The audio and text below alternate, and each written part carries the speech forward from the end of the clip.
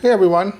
Hey, I have my Carrera 3.2 here and my logbooks and receipts. So I want to show you what I'm doing. Maybe you have some better ideas and thoughts on how you're doing it. Leave it in the comment section below. So without further ado, let me show you my hot mess of organization. Okay, so here's my maintenance book from, I've used this one since 2011. And for all my cars and motorcycles, I log the date, the type of oil, the weight of the oil, the mileage. If I do an air filter, I would just put it in there. Like, this is no-brainer stuff, but you know, the idea is that you're logging it, right? So even if it's ugly, I can go here, yeah, Yamaha 4000, whatever, I did oil and filter, so I know when to do the next one. Everything is in one place. So yeah, I've had a few Jeeps and motorcycles, Harley Davidsons, and all here in one place. Yeah, if I do coolant, air filter, I'll add it. Not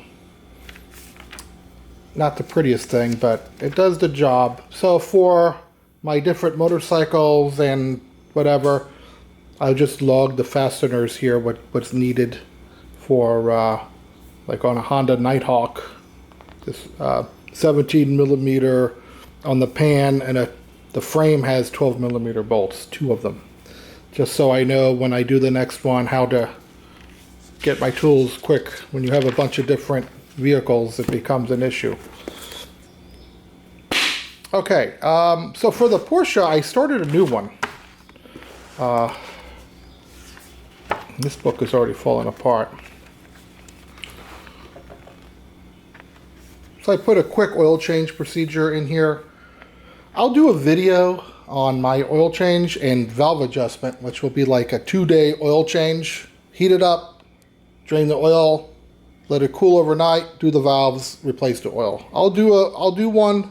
I'm going on a PCA trip in September. I'm going to do a oil change and valve adjustment before then.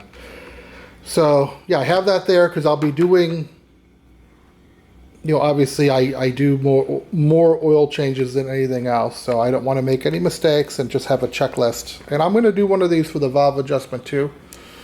I'll get to that in a future video.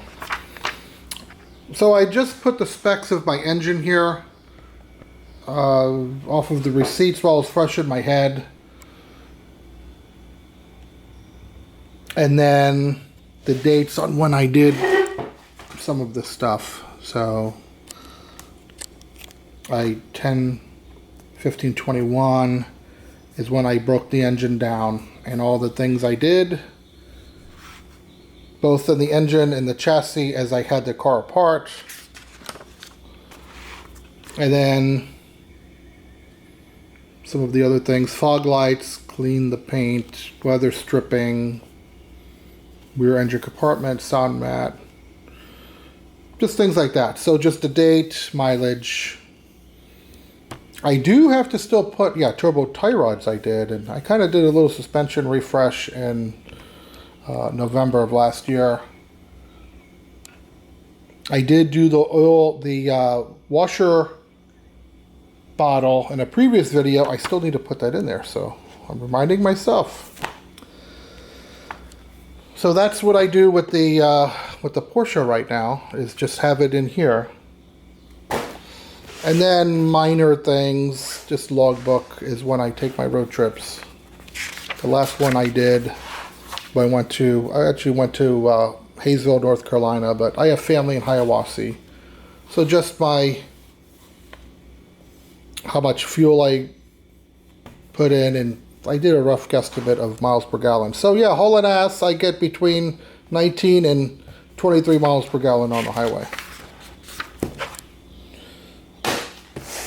And then I have this as just a working book. So I use these, this one for alignment to start, and how I do my calculations. I'm using, which I have 4 of these. These are the Paco Motorsports alignment. They're wheel stands with little rollers on the bottom.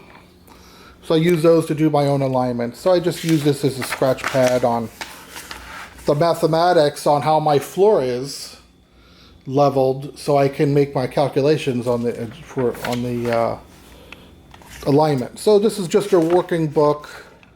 I'll probably use it for my valve adjustments too, just to maybe my initial valve adjustment specs to see where they're sitting. Okay, off to the receipts next.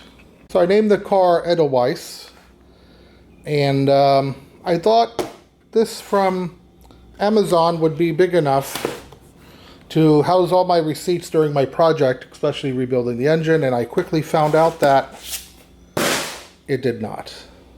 I moved into this guy a little bit bigger. I put my maintenance stuff in here.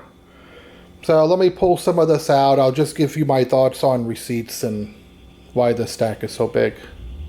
1 minute. All right. So I found an easy way to do the receipts was just to throw them in this bin. It's perfect size for 8.5 by 11. And then I do have my maintenance book that I put in there too. And I don't know what the usefulness of this is for me, because I do have all of the services up to 03 with 110,000 miles, and I got the car with 122,000 miles. So the trail went cold there. So maybe the oil wasn't changed, but at 122,000 miles, I rebuilt the engine. So I could always add to that with my logbook and then put entries in here, since I do have that recorded. But yeah, I did have, my car had a lot of deferred maintenance. So I'm not sure if this is a really great example of where this would be useful. Maybe because the car's been rebuilt, really. That's an older registration from the previous owner. So anyway, off to the receipts. So here's my stack. This really was the comprehensive engine rebuild, suspension, interior parts. Like I even fixed the seat tracks, shifter bushings, fuel lines, all that is all in here. Now, what really messed me up, what made this so big, where I outgrew the other filing system, was that my main lesson learned is I tended to rush my ordering. So if I needed something, oh, I just need this part, order it, and then even 2 minutes later, I could find out, oh, I need fasteners for that, or I need gaskets for that. Well, that becomes another order, another shipping fee, and another receipt.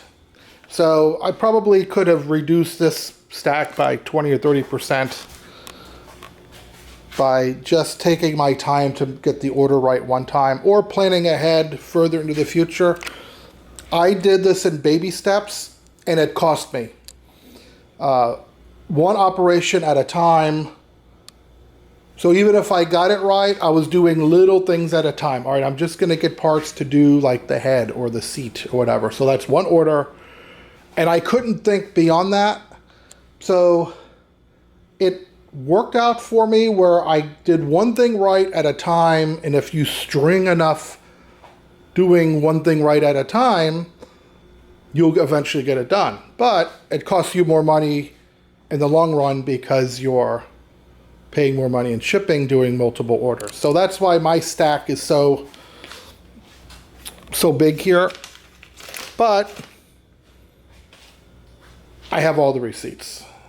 And I am an IT guy, so I did add all of these up. And yeah, it did come to about 30,000. That's to basically refresh most of the car. I left the paint and everything alone. I didn't do anything professional with the paint, but this is a mechanical restoration of the car. It was about $30,000. That's splurging on, rocker locks for the engine, It has all stainless steel exhaust on it, so I probably could have knocked 5,000 to 7,000 off of it. I didn't bore out the cylinders. I just got a whole new kit, a 3.4 liter kit. So yeah, I probably could have saved some money, but I'm happy with the result. I paid right for the car.